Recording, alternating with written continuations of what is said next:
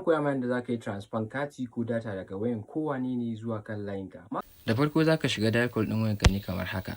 Za ka danna *321# sai ka danna kira akan layinka. So idan ka danna zai nuno ma haka a first airtime share, na biyu shine gift data, na uku SME data share. So idan kati za ka tura sai ka danna 1 ka yi reply. Idan kuma data za ka tura sai ka danna 2. So mu ba mu gwada da data. Sai ka danna 2 ka sa reply in kana so ka tura data kenan. Idan ka zo ka ga na farko transfer from data balance. So idan za ka tura ma mutum daga datan da kake da shi kenan.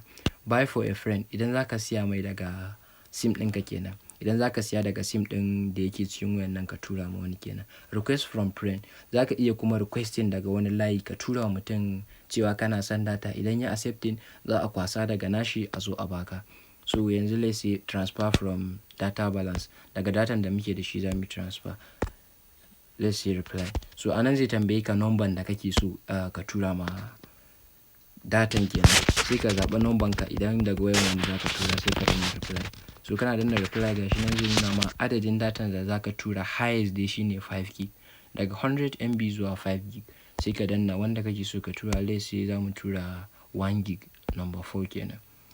Idan ka danna number 4 kaga kenan za mu tura kati za mu tura data 1 gig ga wannan number da na saka. Idan ka danna reply sai ka danna 1. Kana danna 1 idan ka sa reply directly zai tafi. Idan number daidai ne kun gani ban sa number daidai ba so shi yasa bai tafi ba.